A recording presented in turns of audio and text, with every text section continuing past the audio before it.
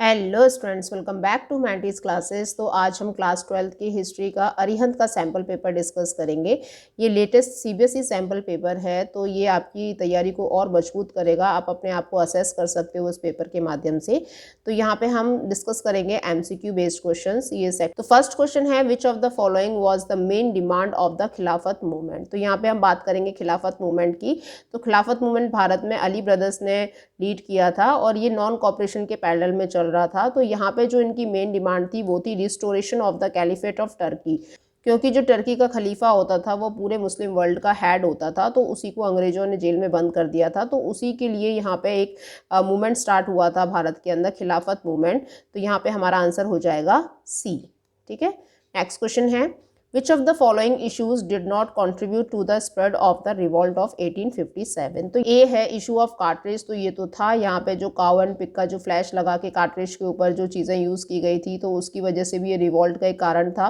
दूसरा है conversion of the Indians to the Christianity. तो यहाँ पे जो ब्रिटिशर्स थे या जो अंग्रेज थे वो हमें इंडियंस को क्रिश्चियनिटी में तब्दील करना चाहते थे, ये भी था।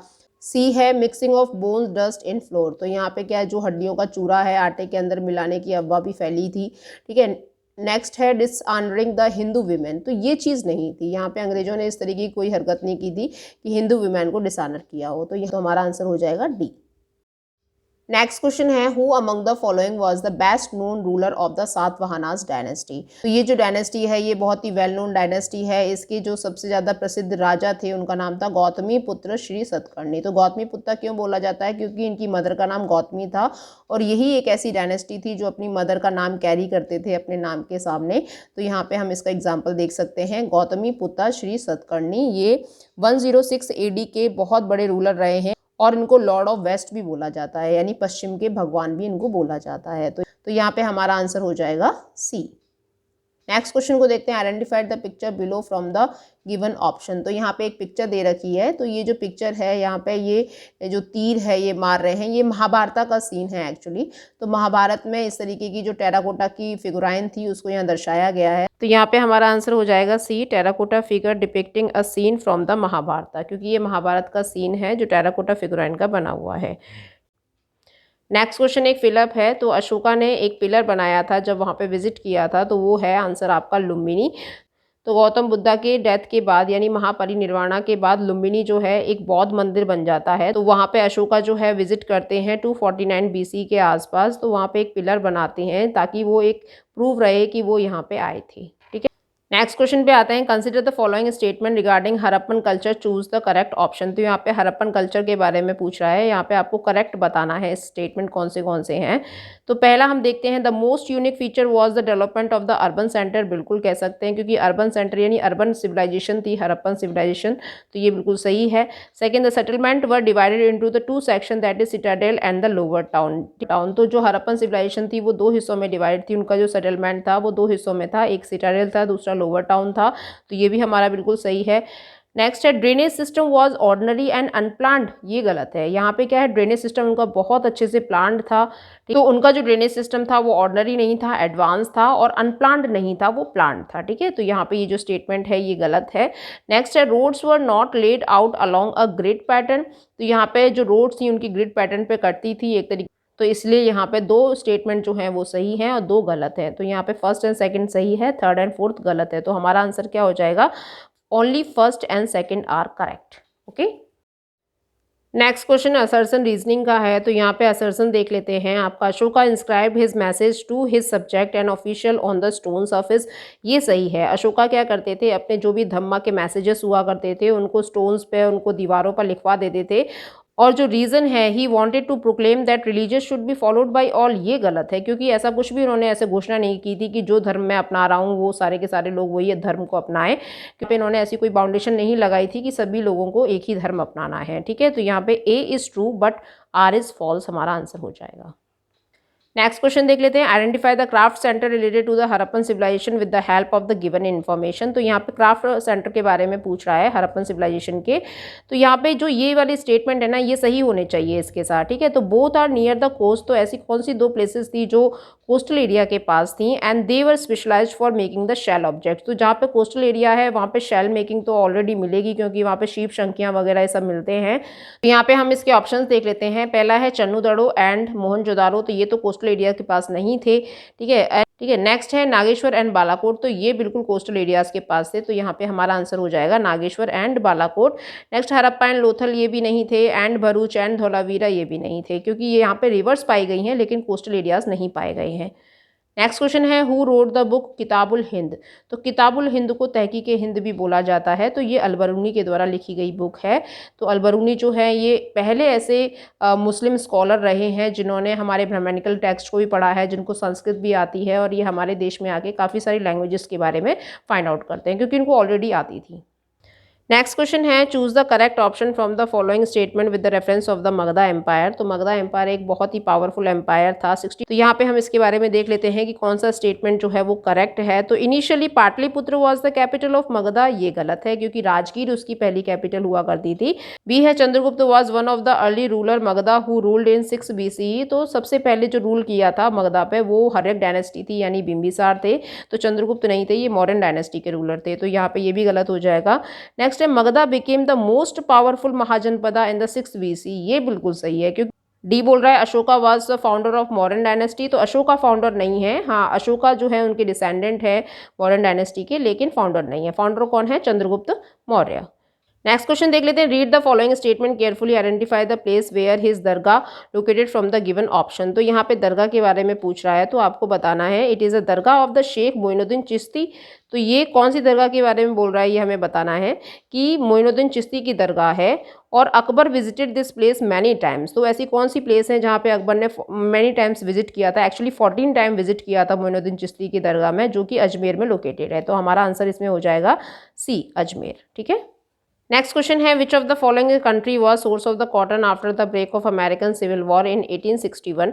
तो 1861 में जब अमेरिकन सिविल वॉर स्टार्ट हो गया था, तो ब्रिटिशर्स ने कहाँ से कॉटन जो है अपना इंपोर्ट करना शुरू किया था? तो ये क्योंकि सिविल वॉर होने की वजह से वहाँ से जो सप्लाई है वो बंद हो गई थी, इसीलिए उन्होंने रुख किया था इंडिया की तरफ, और इंडिया से ये लोग रॉ मटेरियल्स लेते थे।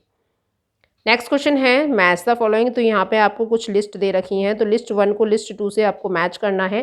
पहला है लॉर्ड कॉर्नवालिस। तो लॉर्ड कॉर्नवालिस कौन थे? ये गवर्नर जनरल रहे हैं बंगाल के, ठीक है। तो इनका जो टेन्योर है वो 1786 से लेकर 1793 के आसपास रहा है। ये बहुत ही पावरफुल गवर्नर जनरल रहे हैं, और ये पहले ऐसे गवर्नर जनरल थे जिनकी डेथ जो है इंडिया के अंदर हुई थी, गाजीपुर में, ठीक है। बी है अगस्टस क्लीवलैंड। तो ये इन्होंने पॉलिसी दी थी पैसिफिकेशन की, तो यहाँ पे जो पहाड़ीज थे उनको एक ऑफर दिया था इन्होंने बोनस वगैरह देने का, ताकि जो लोग हैं उनको कंट्रोल में रखा जा सके। तो ये यहाँ पे एक शांति का जो पैगाम है वो लेकर आते हैं, इसलिए इनकी पॉलिसी को पॉलिसी ऑफ पैसिफिकेशन बोला जाता है, ठीक है। सी है फ्रांसिस बुकानन। तो ये एक स्कॉलर रहे हैं और ये एक डॉक्टर भी रहे हैं, और ये एक तरीके के ऑब्जर्वर हम इसको कह सकते हैं, क्योंकि इन्होंने बहुत सारी जो जगह है उसको फाइंड आउट किया था कि यहाँ पे एग्रीकल्चर हो सकती है कि नहीं। जहाँ पे पारीज रहते थे राजमहल हिल्स में, तो वहाँ पे जाके इन्होंने जगह को भी देखा था कि यहाँ पे एग्रीकल्चर हो सकता है कि नहीं, कैसा एरिया है, लोग कैसे हैं, फेमिलियर हैं कि नहीं है। तो डी है डेविड रिकार्डो। तो ये एक इकोनॉमिस्ट रहे हैं, तो हमारा आंसर हो जाएगा 3412, ठीक है। सी हमारा आंसर है।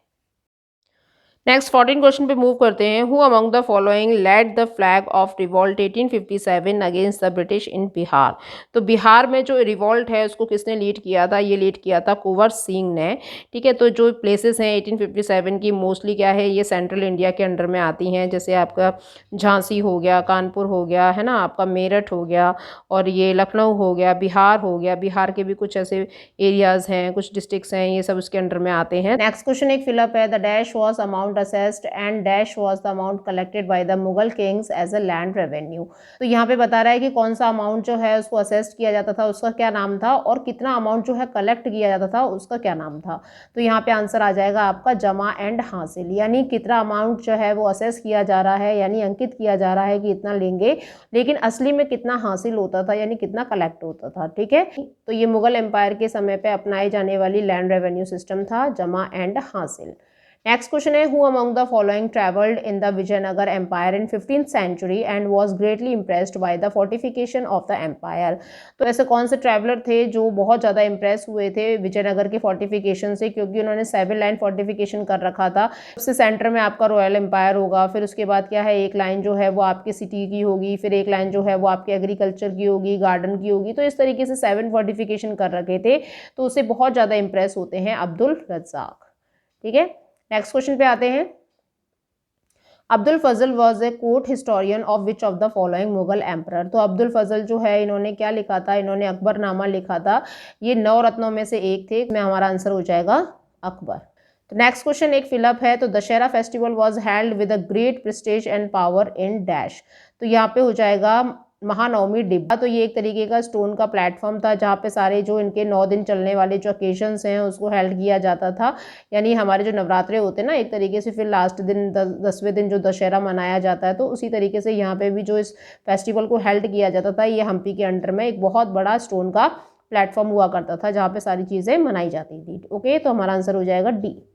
19th क्वेश्चन है, why was the task of defining minorities rights in the constituent assembly difficult, choose the correct option. तो जब कॉन्स्टिट्यूएंट असेंबली हेल्ड हो रही थी तो वहाँ पे बहुत सारे डिबेट्स एंड डिस्कशंस होते हैं माइनॉरिटीज़ को लेकर। जैसे NG रंगा है, वो बोलते हैं कि माइनॉरिटीज़ का मतलब होता है जो पुअर एंड डाउन ट्रबल लोग हैं वो माइनॉरिटीज़ के अंडर में आते हैं। जयपाल सिंह बोलते हैं कि जो शेड्यूल्ड ट्राइब्स हैं वो उसके अंडर में आती है। ऑप्शन ए में क्या दे रखा है, different groups had different demands regarding rights. तो ये बिल्कुल सही है, क्योंकि जितने भी डिफरेंट ग्रुप्स होते हैं उनकी डिफरेंट डिमांड्स होती हैं माइनॉरिटीज को लेकर, उनके राइट्स को लेकर। नेक्स्ट क्वेश्चन है 20th, identify the name of the person from the information given below. तो यहाँ पे हमें एक पर्सन के बारे में बताना है, वे देख लेते हैं कि कौन सी चीज़ें जो हैं वो करेक्ट हैं। तो he was born as a Tangier in one of the most respectable and educated family. ठीक है, he considered experienced gained through the travel a source of the knowledge than the books. तो यहाँ पे देखिए आप ना, अगर थोड़ा सा आइडिया हो तो ट्रैवलर्स के बारे में, तो ट्रैवलिंग करना सबसे ज़्यादा किसको पसंद था, ये इब्न बतूता को बहुत पसंद था, बहुत ही एजुकेटेड थे वो। He has travelled extensively in the Middle East, तो ये भी है। और he wrote a book name Rihla. तो आप रिहाला से फाइंड आउट कर सकते हो इब्न बतूता। एक आपको फाइंड आउट करना है ट्रैवलिंग और दूसरा रिहाला, तो उसी से आपका आंसर बन जाएगा इब्न बतूता। ये हमारे सैम्पल पेपर का लास्ट क्वेश्चन है 21st, Gandhi ji asked for the remission of the taxes for the peasants in which of the following movement. तो यहाँ पे जो टैक्सेस को लेके जो आंदोलन हुआ था, सत्याग्रह जो हुआ था, उसके बारे में पूछ रहा है। तो ये कौन सा था, तो ये रोलैक्ट तो नहीं होगा, चंपारण भी नहीं होगा, क्योंकि चंपारण जो है ये 1917 में हुआ था और ये टैक्सेस को लेकर नहीं था, ये एक तरीके था, ये नील की खेती के लिए था। और जो आपका सॉल्ट सत्याग्रह है ये तो नमक के लिए था। तो यहाँ पे बचा क्या आपका खेड़ा सत्याग्रह। तो खेड़ा सत्याग्रह को भारत का सबसे पहला नॉन कॉपरेशन मूवमेंट भी बोला जाता है, जो टैक्सेस को लेकर हुआ था गुजरात के अंदर। तो यहाँ पे हमारा सैम्पल पेपर होता है फिनिश। तो students you have to practise very well. तो नेक्स्ट सैम्पल पेपर के साथ फिर से मिलेंगे और फिर से MCQs वगैरह डिस्कस करेंगे। तब तक के लिए धन्यवाद।